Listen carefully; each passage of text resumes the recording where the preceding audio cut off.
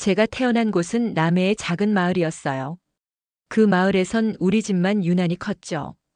동네 사람들이 서신의 마당은 운동장만 하다라고 말할 정도였으니까요. 마당은 넓었고 장독대 옆으로 늘 항아리가 줄지어 있었고 앞마당 끝에는 감나무가 계절마다 주황빛을 터뜨리곤 했습니다. 시골이라 집집마다 땅은 있었지만 우리 집은 특히 넓고 크다 보니 늘 사람들이 드나들었어요. 김장철이면 우리 마당이 아예 동네 사랑방이 되었습니다. 어머니가 동네 사람들에게 이렇게 말씀하시곤 했죠. 재료는 내가 다 준비했으니 우리 집에 와서 김치 담가요. 그리고 각자 먹을 만큼 가져가세요. 그때마다 붉은 고춧가루와 갓선 배추, 생강과 마늘 향이 바람을 타고 퍼졌습니다. 아이들 웃음소리, 어른들 이야기 소리, 그리고 커다란 장독대 사이에서 흘러나오던 웃음은 여전히 제 기억 속에 선명해요. 그런데 그 넉넉한 집에서 자라다 보니 저는 오히려 살림에는 영 서툴렀습니다. 엄마가 늘 일손을 나누고 동네 사람들이 와서 도와주던 풍경만 봤을 뿐 제가 직접 손을 움직여 본 적은 거의 없었으니까요.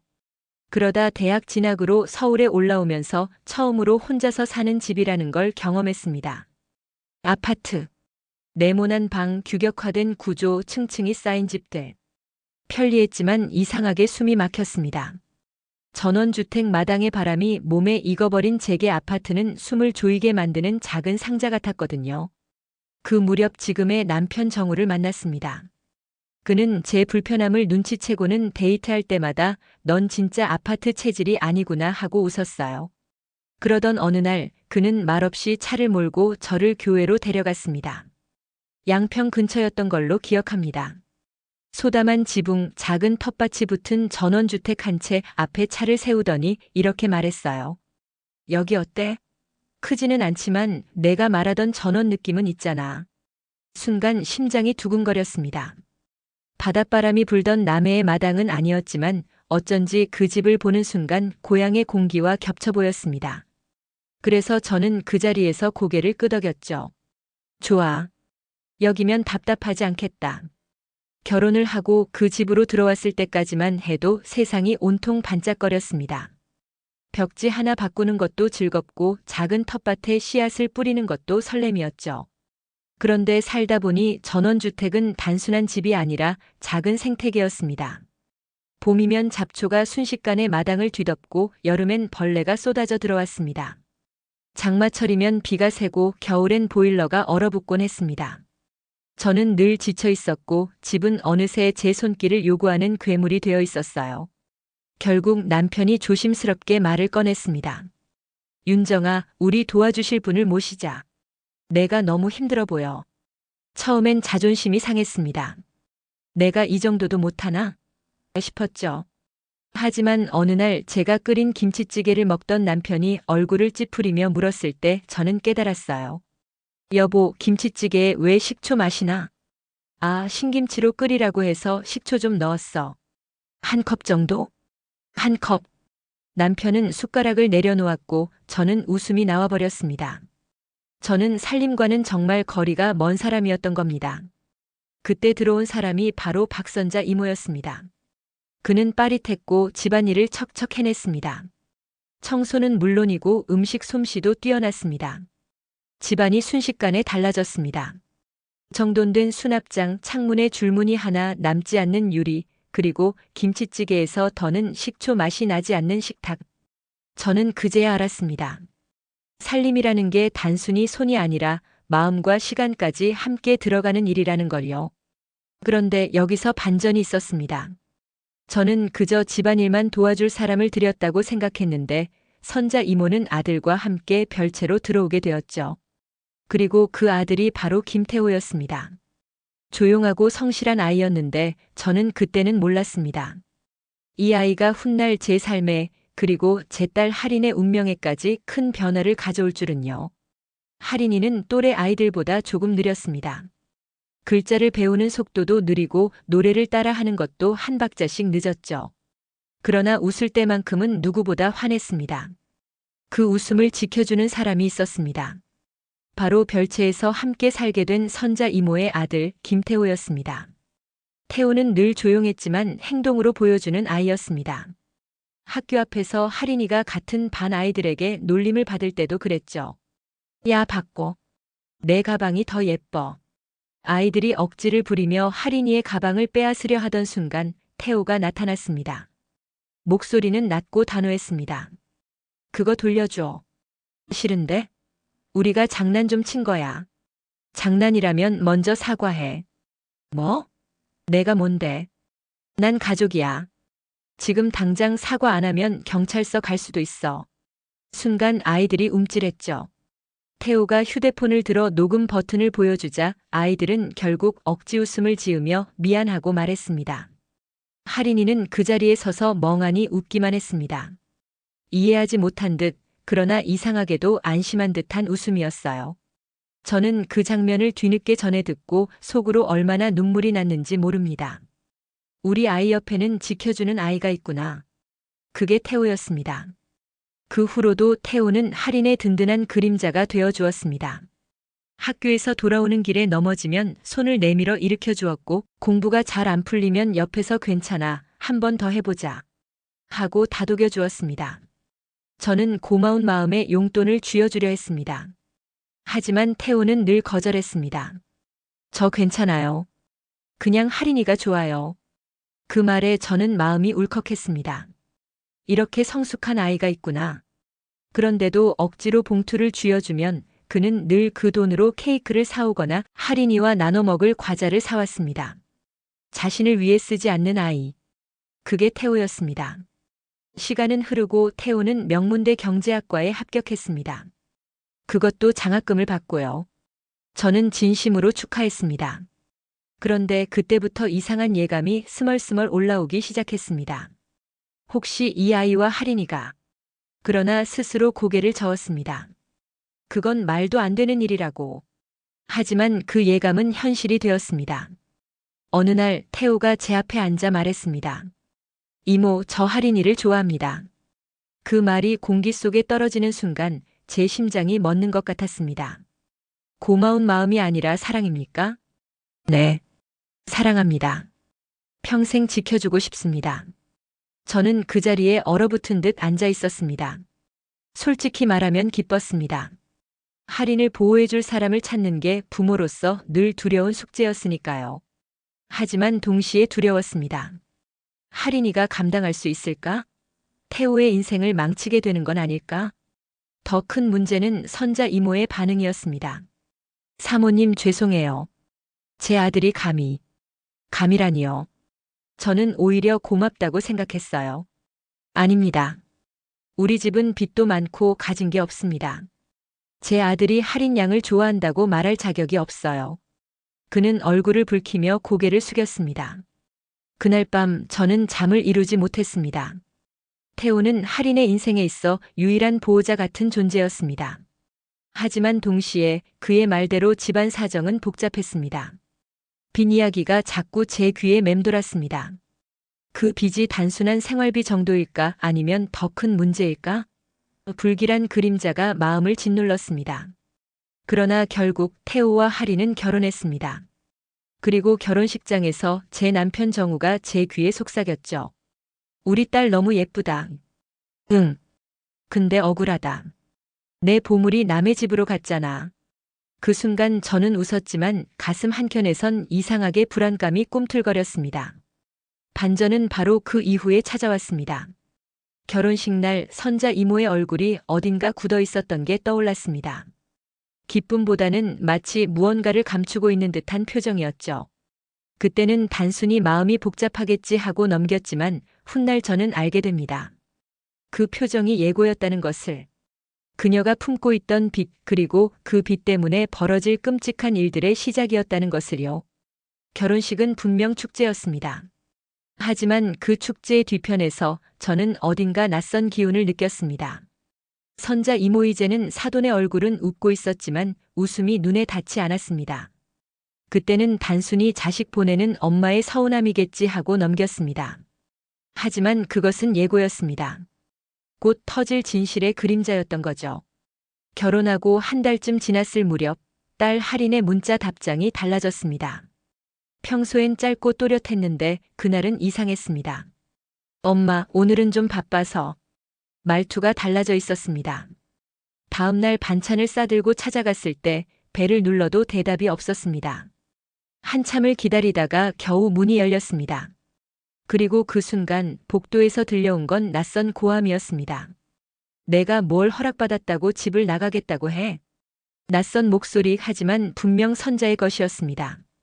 저는 망설임 없이 도어락 비밀번호를 눌러 문을 열었습니다. 현관에 들어서자마자 눈에 들어온 장면은 충격이었습니다. 할인이 바닥에 주저앉아 있었고 선자는 얼굴이 붉게 상기된 채 숨을 몰아쉬고 있었습니다. 제 심장은 얼어붙었습니다. 지금 뭐 하는 거예요? 제 목소리는 떨렸지만 화는 분명했습니다. 선자는 차갑게 웃었습니다. 사모님은 몰라도 됩니다. 애는 혼 좀 나야 해요. 혼이요? 네. 바보는 말로 가르쳐지지 않아요. 회초리를 들어야 해요. 그 한마디가 제 귀에 꽂히는 순간 제 속에서 무언가가 부서졌습니다. 바보라는 단어. 세상이 우리 아이에게 더 씌운 가장 잔인한 꼬리표. 남들이 모른다고 생각했는데 가장 가까워야 할 사람이 그 단어를 입 밖으로 꺼낸 겁니다. 저는 손에 들고 있던 휴대폰을 움켜쥐었습니다. 녹화 버튼을 눌렀습니다. 다시 말씀해 보세요. 선자는 비웃듯 대꾸했습니다. 녹화요? 하세요. 다들 뭐라 하는 줄 아세요? 우리 아들이 서울대 나왔다고 자랑은 하지만 친구들 사이에선 바보랑 결혼했다고 소문이 파다해요. 제가 체면을 지키려면 며느리라도 제대로 길러야죠. 숨이 막혔습니다. 그리고 그때 초인종이 다시 울렸습니다. 낯선 여자가 문 앞에 서 있었습니다. 손에는 두툼한 서류 봉투가 들려 있었습니다. 아, 사돈댁 맞으시죠? 저는 채권자입니다. 선자 씨가 빌려간 돈 10억. 10억. 제 귀가 의심스러웠습니다. 결혼식 비용도 우리가 도왔고 살림도 크게 부족할 것 없었는데 대체 왜 그런 빚을? 선자는 바닥에 주저앉으며 제 다리에 매달렸습니다. 사모님 오해예요. 조금만 시간만 주세요. 채권자는 냉정했습니다. 이미 연체 이자만도 엄청납니다. 그런데 들으니 며느리 명의로 아파트를 넘기려고 하셨다면서요? 그 순간 방 안에서 할인이가 종이 한 장을 들고 나왔습니다. 손이 파르르 떨리고 있었습니다. 엄마 이거. 내민 종이를 받아보니 각서였습니다. 본인은 본 건물의 소유권 이전에 동의한다. 떨리는 글씨가 선명했습니다. 누가 시켰어? 할인은 고개를 들지 못했습니다. 손끝으로 선자를 가리켰습니다. 세상이 빙글빙글 돌았습니다. 그날 밤 저는 남편 정우에게 모든 사실을 털어놓았습니다. 정우는 한참을 말없이 앉아있더니 단호히 말했습니다. 윤정아, 우리가 직접 해결해야 해. 다음 날 저는 채권자를 찾아갔습니다. 그 채권 제가 사겠습니다. 네. 원금 그대로 드리죠. 이자는 상한선까지만. 채권자의 눈이 번쩍였습니다. 받을 수만 있으면야. 저는 상관없죠. 거래는 빠르게 끝났습니다. 제 손에 채권이 들어왔습니다. 그 순간 상황은 달라졌습니다. 이제 돈을 갚아야 할 대상은 은행도 낯선 채권자도 아닌 나였습니다. 저는 집으로 돌아와 선자와 태호를 불렀습니다. 할인은 제 곁에서 손을 꼭 쥐고 있었습니다. 채권은 이제 내 겁니다. 제가 말하자 선자는 안도하듯 웃었습니다. 역시 사모님이시네. 갚아주실 줄 알았어요. 아니요. 갚아준 게 아니에요. 산 겁니다. 제 말과 동시에 남편 정우가 TV를 켰습니다. 화면에는 전날 내가 찍은 영상이 재생되었습니다. 바보는 말로 가르쳐지지 않아요. 영상 속에서 선자의 목소리는 너무도 선명했습니다. 할인은 울지도 않았습니다. 대신 입술을 깨물고 있었습니다. 그 모습을 본 순간 제 눈에서 눈물이 터졌습니다. 두 가지 선택이 있습니다. 제 목소리는 차갑게 울렸습니다. 첫째, 할인과 이혼하세요. 그러면 저는 채권 상환을 유예하고 갚을 시간을 드리겠습니다. 둘째, 이혼하지 않겠다면 오늘 이 자리에서 10억을 갚으세요. 그리고 이 영상은 법정으로 갈 겁니다. 선자는 제 얼굴을 똑바로 바라보다가 결국 무릎을 꿇었습니다. 사모님 제발. 태호도 함께 무릎을 꿇었습니다. 이모 죄송합니다. 저 할인이와 이혼하겠습니다. 순간 제 눈앞이 흐려졌습니다. 마음 한켠이 찢어지는 듯 했지만 동시에 명확했습니다. 이 선택만이 우리 딸을 지킬 수 있다는 것을. 이혼 절차는 생각보다 빠르게 끝났습니다. 법정에서 판사는 간단히 확인만 하고 도장을 찍었습니다. 다른 사람들에겐 몇 분짜리 사건 기록이었을지 모르지만 제겐 그 순간이 인생의 큰 전환점이었습니다. 판사의 목소리가 아직도 귀에 선명합니다. 양측의 이혼을 인용합니다. 할인은 제 손을 꼭 쥐고 있었습니다. 판사에게도 변호사에게도 시선을 두지 않고 오직 제 손만 바라보면서 중얼거렸습니다. 엄마 집에 가고 싶어. 그 말이 모든 걸 정리했습니다. 우리는 집으로 돌아왔습니다. 다시 우리 집은 북적거렸습니다. 새로 사온 서랍장을 놓고 할인과 함께 라벨지를 붙였습니다. 양말, 수건, 작은 기쁨들. 제가 마지막 라벨을 붙이자 할인이 고개를 갸웃했습니다. 작은 기쁨들? 응. 우리 집에서 하루하루 찾은 행복을 여기다 모아두는 거야. 그날부터 우리 집 서랍엔 매일 사소한 것들이 채워졌습니다. 공원에서 주운 단풍잎, 마트에서 사온 새 요리 재료, 도서관 도장, 그리고 가끔은 포스트잇에 적힌 짧은 글귀. 괜찮아. 오늘도 해냈다. 시간은 그렇게 흘렀습니다. 반면 선자와 태호의 상황은 달랐습니다. 채권을 갚겠다고 다짐했지만 그들은 끝내 약속을 지키지 못했습니다. 직장도 잃고 결국 신용불량자가 되었습니다. 몇 번은 저를 찾아와 애원했습니다. 사모님, 다시 집에 들어가 살게 해주세요. 예전처럼 하녀처럼 살면 됩니다. 저는 단호히 거절했습니다. 그건 과거일 뿐이에요. 되돌아갈 수는 없어요. 그들의 몰락을 보는 건 씁쓸했지만 동시에 배웠습니다. 사람은 결국 자기 선택의 무게를 감당해야 한다는 것을. 아무리 가까웠던 사이여도 가족이라 불렸던 순간이 있었다 해도 선택이 잘못되면 돌이킬 수 없는 길을 걷게 된다는 걸. 그렇게 10년이 흘렀습니다. 우리는 양평의 전원주택을 팔았습니다. 오래된 데크, 할인이 초등학생 때 타던 푸른 자전거, 여름마다 잔디 위에 펼쳐졌던 돗자리. 모든 게 추억이 되었죠. 이사하는 날 할인이에게 물었습니다. 정든 집이라 아쉽지 않니? 할인은 고개를 저었습니다. 엄마, 집이 중요한 게 아니잖아. 우리가 같이 있으면 돼. 그 한마디에 제 눈시울이 붉어졌습니다. 우리는 도심과 가까운 작은 아파트로 옮겼습니다. 관리하기 편했고 창은 넓었습니다. 밤이면 아파트 불빛들이 별자리처럼 흩어졌습니다. 그 불빛을 보며 저는 다시 다짐했습니다.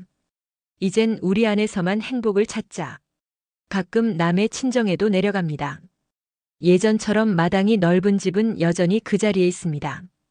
김장철이면 동네 사람들의 웃음소리가 멀리서도 들립니다. 고향은 여전히 사람을 품어주지만 저는 이제 알았습니다. 행복은 고향 같은 공간에 있는 게 아니라 결국 우리가 만들어내는 작은 순간 속에 있다는 것을.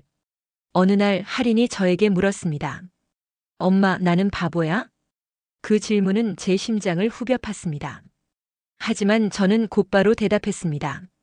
아니야. 넌 믿을 줄 아는 사람이야. 근데 믿는 게 바보래. 아니. 믿는 건 용기야. 세상에서 제일 어려운 게 용기야. 할인은 잠시 제 말을 곱씹더니 작은 서랍을 열었습니다. 그리고 포스트잇 하나를 꺼내 글자를 적었습니다. 오늘의 작은 기쁨 믿음. 그리고는 환하게 웃었습니다. 그 순간 저는 깨달았습니다. 우리가 겪었던 모든 아픔, 모든 배신, 모든 상처가 헛되지 않았다는 것을. 왜냐하면 그 과정 끝에 우리 가족은 진짜 행복을 찾아냈으니까요. 행복은 밖에 있지 않았습니다. 넓은 마당도 전원주택의 데크도 돈과 명예도 심지어는 타인의 인정도 아니었습니다. 행복은 우리 안에 있었습니다. 매일 모아두는 작은 기쁨들, 서로를 믿는 습관, 그리고 무너져도 다시 일어서는 용기. 그것이 우리를 지켜냈습니다. 오늘도 우리는 서랍에 또 하나의 작은 기쁨을 넣습니다. 그리고 웃습니다. 충분하다. 정말 충분합니다.